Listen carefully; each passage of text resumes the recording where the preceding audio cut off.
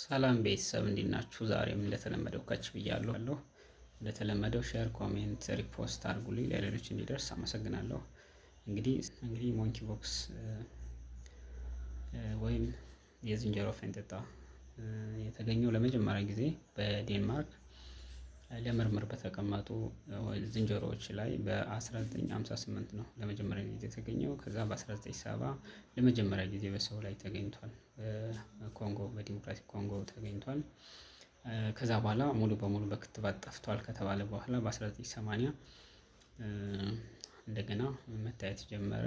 በአሁኑ ሰዓት በአፍሪካ ከ15 ሀገሮች በላይ የኢትዮጵያን ጨምሮ እንደተገኘ እየተነገረ ነው። በኢትዮጵያ 18 ኬዞች ሁሉ እንደተገኙ ተነግሮናል።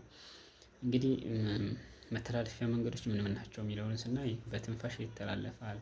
በንክኪ ማለት የበሽተኛውን ቁስል ፈሳሽ በመንካት፣ የተበከለ ልብስ በመልበስ፣ የተበከለ መርፌ በመጠቀም እና በግብረ ስጋ ግንኙነት ወይም በወሲብ ይተላለፋል ማለት ነው። የበሽታው ምልክቶችን ስናይ የበሽታው ምልክቶች የሽፍታ ነው። እነዚህ ሽፍታዎች ደግሞ 4 ደረጃዎች አሉት። ከሌሎች የቆዳ በሽታዎች የሚለዩት ያው 4 ደረጃዎች አሉት።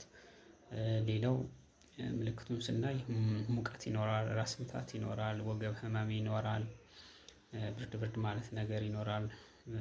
ሌሎች ተጓዳኝ ነገሮችም ይኖራሉ። ተቅማጥ ይኖራል። አፍ አካባቢ፣ መቀመጫ አካባቢ የሚታዩ ምልክቶች አሉ በተጨማሪ ማለት ነው። ስለዚህ በሽታው እስከ መቼ ድረስ ይቆያል?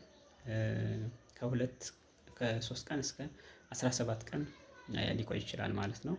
ሪከቨር ሊያደርግ የሚችልበት ጊዜም ከ2 ሳምንት እስከ 4 ሳምንት ሊቆይ ይችላል ማለት ነው። ስለዚህ በዚህ ጊዜ ውስጥ ሌሎች ተጓዳኝ ነገሮች ሊመጡ ስለሚችሉ እነሱን ማከም ያስፈልጋል። እንደ ሳምባ ምች፣ ደህራ ይኖራል። ሌሎች ከሽፍታው ጋር ተያይዞ የሚመጡ እንትኖች አሉ። እነሱን ማከም ያስፈልጋል ማለት ነው። በትክክል እሱ መሆኑን ማረጋገጥ የምንችለው ይሄን የቫይረስ ነው።